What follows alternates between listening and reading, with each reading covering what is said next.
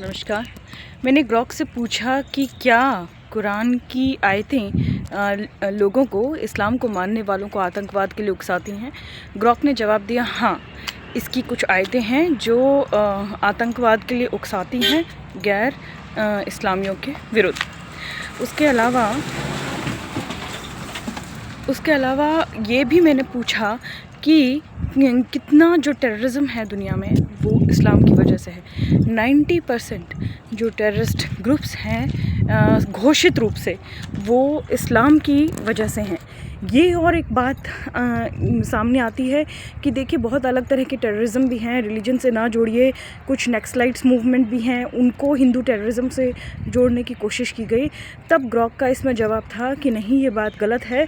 जो Naxalites movement हैं या जो माओवादी हिंसा है या माओवादी आतंकवाद है, वो लोग हिंदू धर्म को नहीं मानते, वो नास्तिक हैं।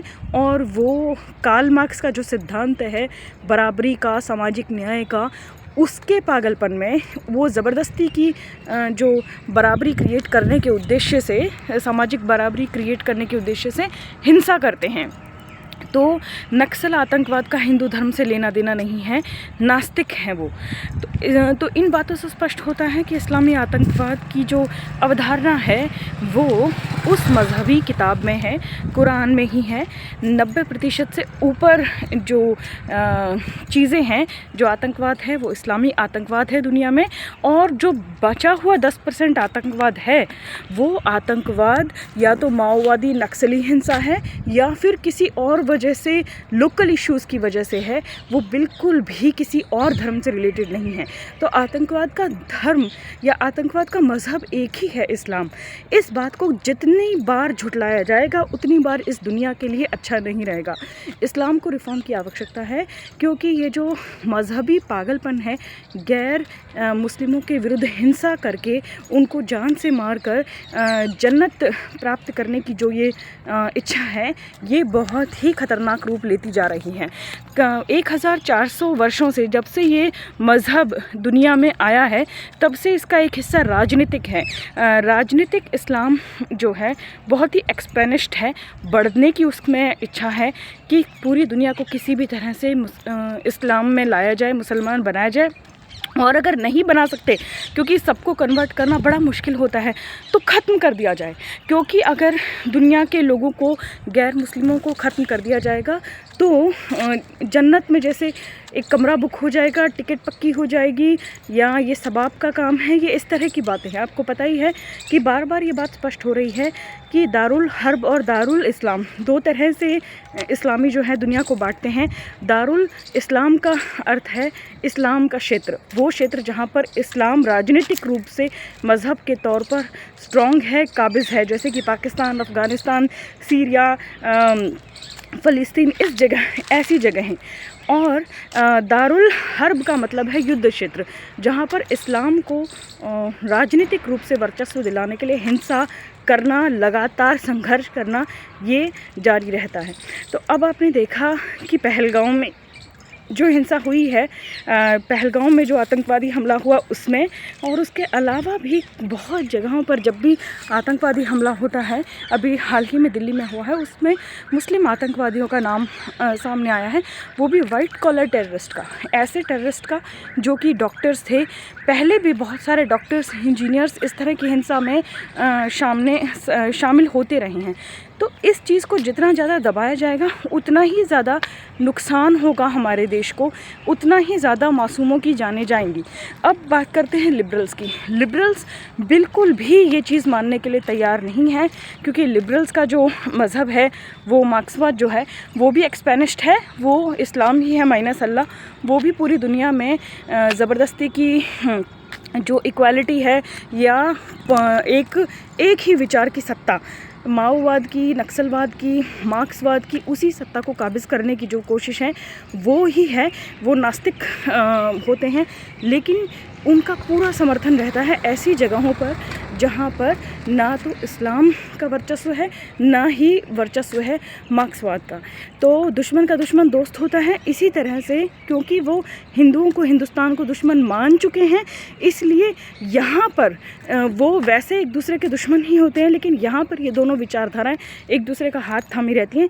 भारत के लिबरल्स पूरी तरह से इस्लाम के विक्टिमहुड का नैरेटिव ऐसे बाय कर चुके हैं कि इनके सामने भी अगर बम फट जाए तब भी ये मुसलमानों को या इस्लामिक आतंकवादियों को कभी भी इस बात का एहसास नहीं होने देंगे कि तुम गलती पर हो, बल्कि उनका कवर फायर करेंगे और उस चीज़ को वाइट वॉश करेंगे।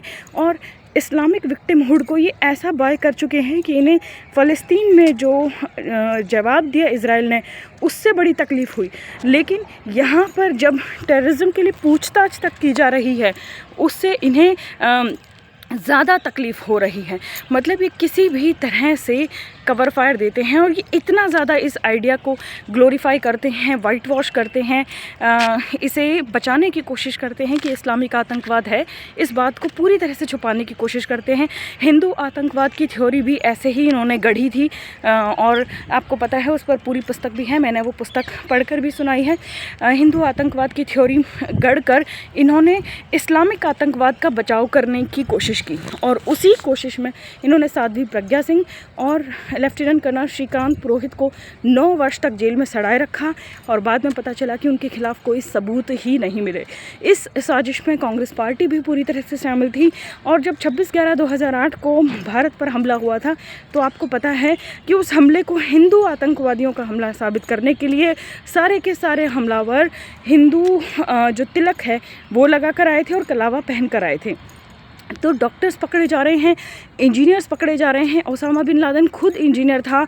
जो शारजिल इमाम और उमर खालिद, ये दोनों टेररिस्ट हैं जिन्होंने दिल्ली में दंगा भड़काया और भारत का जो चिकन नेक है, जो 7 राज्य हैं, उनको ये बाकी भारत से काट देने की गुहार लगा रहे थे। मुसलमानों से कह रहे थे कि मुस्लिम लोगों को इतना मलबा डाल देना चाहिए कि जो 22-25 किलोमीटर की चिकन नेक है उसको काट दिया जाए।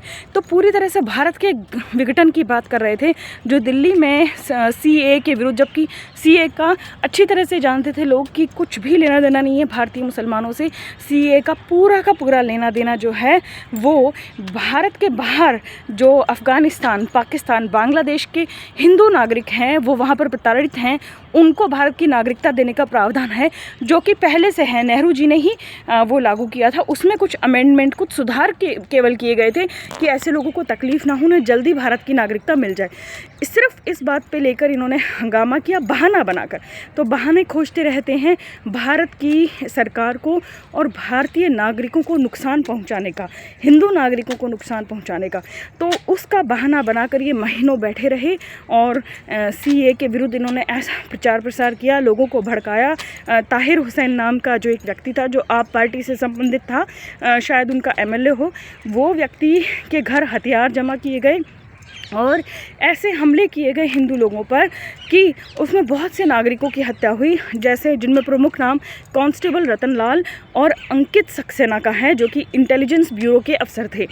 तो ये आप देखिए कि इंजीनियर बन जाएं, डॉक्टर बन जाएं, वैज्ञानिक बन जाएं, कुछ बन जाएं, ये जो इस्लाम का वायरस है वो उस एक किताब में है जिसको आर्टिफिशियल इंटेलिजेंस ग्रॉक भी अब मानने के लिए तैयार है। ग्रॉक भी मान रहा है कि आतंकवाद उसी की देन है। आतंकवाद जो है इस्लाम का जो मज़हब है, जो उनकी होली बुक है कुरान, उसकी देन है। और जो ये अनहोली अलायंस है, कौन सा अलायंस? अनहोली अलायंस जो है लेफ़्ट में और इस्लाम में, ये बहुत ही ख़तरनाक कॉकटेल भारत के लिए तैयार कर रहा है। ये किस तरह से मुस्लिम विक्टिमहुड का आइडिया बाय कर चुके हैं, इसका एक एग्जाम्पल देती हूँ मैं। एक इतिहासकार है डॉक्टर रुचिका शर्मा, ये जो है लेफ्टिस्ट हिस्टोरियन का इतिहास ही पढ़ी है और सिर्फ वही जानती है, ये ज़रा सा भी अपनी तरफ से जांच पड़ताल नहीं कर सकती।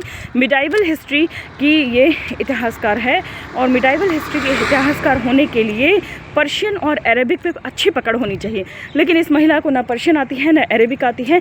इसने जो इरफान हबीब और रोमिला थापर ने मनगढ़ंत जो इतिहास लिखा है जिसमें इस्लामिक आक्रमणताओं की का महिमा मंडन किया है, उसी इतिहास को पढ़ कर ये सुनाती है। और ये महिला ने ऐसा बाय किया हुआ, ऐसा ख़रीदा हुआ है ये आइडिया कि भारत के विशाल देश में मुस्लिम हमेशा ही पीड़ित हैं। इसलिए ऐसा हुआ कि इस पर चोट और पीड़ा एक मुस्लिम व्यक्ति ने पहुंचाई। 10 वर्षों तक इसका शोषण किया, इसको मारा पीटा, लेकिन ये कहती है कि मैंने अपने मुस्लिम बॉयफ्रेंड के विरुद्ध कोई शिकायत इसलिए ही नहीं दर्ज कराई क्योंकि मुस्लिम तो पहले से ही बहुत पीड़ित हैं। तो ये विक्टिमहुड का आइडिया बाय कर चुके हैं। और ऐसा ही कुछ कॉमेडियन कुणाल कामरा बाय कर चुके हैं, जो कहते हैं कि इन बेचारों के पास कुछ नहीं है सिवाय इस मज़हब के। तो चाहे वो आपके देश में मासूम नागरिकों की हत्या करें, बम फोड़ें, लेकिन वो हर हाल में विक्टिम हैं। और ये विक्टिमहुड की मेंटालिटी कैसे आती है? एक तरफ इस्लामी कहते हैं कि हमने भारत पर 800 साल राज किया, और दूसरी तरफ कहते हैं कि हम इतने पीड़ित हैं, हम इतने बेचारे हैं। तो ये जो है नार्सिसिस्टिक पर्सनालिटी डिसऑर्डर के लक्षण हैं, जो कि एक व्यक्ति की विचारधारा को पढ़ कर इनमें बचपन से आ गए हैं। कैसे लक्षण? कि नार्सिसिस्टिक पर्सनालिटी डिसऑर्डर के मरीज़ों को लगता है कि वो ग्रैंड है, वो सुप्रीम है, वो सबसे बेहतर है, वो सबसे अच्छे हैं। सुपीरियरिटी कॉम्प्लेक्स में वो इंसान रहता है। लेकिन इसके साथ साथ एक विरोधाभासी विचार भी उसमें रहता है। उसे ये भी लगता है कि वो इतना ग्रैंड होने के बावजूद वो एक विक्टिम है, वो एक पीड़ित है, सब लोग उसे सता रहे हैं। तो पूरी दुनिया में आतंकवाद फैलाना, बम फोड़ना, देशों की सीमाओं को काटने की कोशिश करना, कम करने की कोशिश करना, हर उस जगह हिंसा फैलाना जहाँ पर वो कम है। और यौन हिंसा में इनका जो परसेंटेज है वो बहुत ज़्यादा है। ये भी मैंने ग्रॉक से पूछा कि कितना परसेंटेज है, तो उसने बताया कि 58% जो सेक्स क्राइम्स हैं उसके कन्विक्टेड, मतलब सज़ा याफ्ता कैदी जो हैं वो इलीगल इमिग्रेंट्स हैं, जिसमें ज़्यादातर मुस्लिम हैं। कहाँ पर? स्वीडन में। जबकि स्वीडन देश में आबादी मुसलमानों की केवल 8% है। सेम आंकड़ा उसने कहा कि 2% आबादी है यूनाइटेड किंगडम में, और बहुत सारे ग्रूमिंग गैंग्स चल रहे हैं जो विशेषकर अंग्रेज़ बच्चियों को निशाने पर लाते हैं। इसी तरह पूरी दुनिया में जो सेक्स क्राइम्स हैं या अदर क्राइम्स हैं, उनमें जनसंख्या के हिसाब से इनका परसेंटेज सबसे ज़्यादा होता है। तो अपने आप को हमेशा पीड़ित समझना और अत्याचार करना, हिंसा करना, यौन हिंसा करना और आतंकवाद फैलाना, और ये भी मानना कि हम सबसे श्रेष्ठ हैं और ये भी मानना कि हम सबसे पीड़ित हैं, ये जो विचार है इसे ही नार्सिसिस्टिक पर्सनालिटी डिसऑर्डर कहते हैं। और इस विचार को बाय किया हुआ है, ख़रीदा हुआ है किसने? लेफ्टिस्ट ने। तो ये मेरा आकलन आपको कैसा लगा ज़रूर बताइएगा।